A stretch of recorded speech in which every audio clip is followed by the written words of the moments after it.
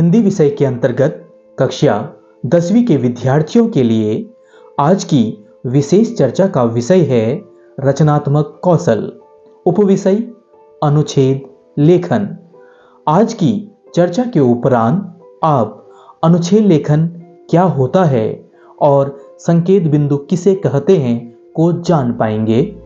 अनुच्छेद लेखन के अंतर्गत शब्द सीमा कितनी होनी चाहिए को समझ पाएंगे। अंक निर्धारण एवं भाषा की शुद्धता को जान पाएंगे। आप स्क्रीन के माध्यम से देख पा रहे होंगे रचनात्मक लेखन के अंतर्गत अनुच्छेद लेखन 6 मार्क्स का है। आज की कक्षा इसी पर केंद्रित है। तो चलिए आगे बढ़ते हैं।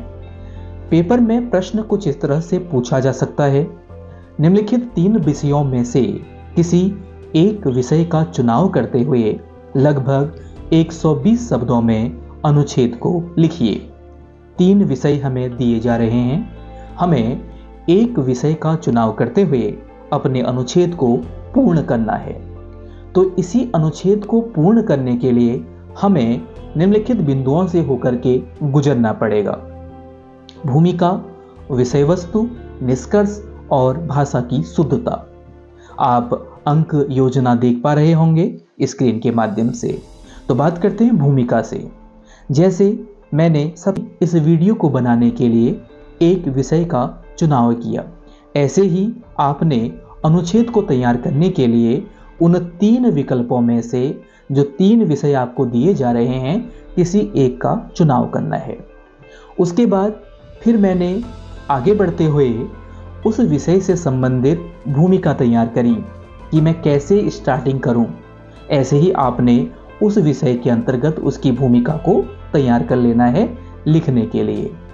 और फिर हम आगे बढ़े तो मैं जो आपको एक्सप्लेन कर रहा हूँ, बता रहा हूँ, जो मैटर मैंने इकट्ठा किया, जो चीज़ें मुझे मिली, वो विषय वस्तु कहलाएगी। यानी बीच की वस्तु विषय वस्तु जो विषय से संबंधित होगी और जो विषय जो हमारा टॉपिक है उससे बड़ी होगी।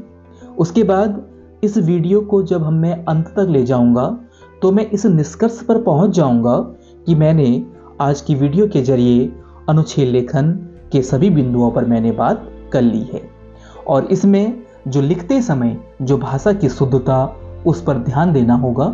हम गलत शब्दों का प्रयोग ना करें, एक से अधिक शब्दों का प्रयोग बार बार ना हो, उससे बचें। सही सेंटेंस, सरल वाक्यों का प्रयोग करें और भाषा को शुद्ध और सरल रखें। तो ये सारी चीज़ें इस भूमिका, विषय वस्तु और निष्कर्ष के अंतर्गत आ जाती है। आप लोग समझ गए होंगे। अगली स्लाइड की ओर आगे बढ़ते हैं। हमारे सामने 3 विषय है। सबसे पहले हमें किसी एक विषय का चुनाव करना है। ये चीज़ तो आपको समझ में आ गई होगी। अब बात करते हैं संकेत बिंदु क्या होते हैं। संकेत बिंदु से तात्पर्य है कि जैसे कि हमारा विषय है जल बचाओ पृथ्वी बचाओ, उसके नीचे हमें संकेत बिंदु दिए गए हैं। जल के बिना जीवन असंभव है, जल संरक्षण का महत्व, जल संरक्षण के उपाय। हमने बात करनी है तो इन्हीं टॉपिकों पर बात करनी है, इन्हीं टॉपिकों पर हमने लिखना है। इसके अलावा हमने कुछ नहीं जोड़ना है।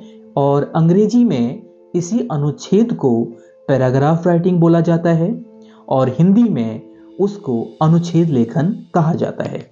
तो यह संकेत बिंदु हमारे लिए एक रोड मैप का काम करते हैं कि हमें जल बचाओ पृथ्वी बचाओ जो हमारा टॉपिक है, हो सकता है जो टॉपिक यहाँ पर दिए गए हैं वो पेपर में भिन्न आए, लेकिन प्रारूप और लिखने का जो फॉर्मेट होगा वो एक जैसा होगा। अब ध्यान देने वाली बात यह है अनुच्छेद लेखन में कि हमें यहाँ पर हेडिंग नहीं बनानी होती है, हमें कोई पॉइंट्स बना के नहीं लिखने होते हैं।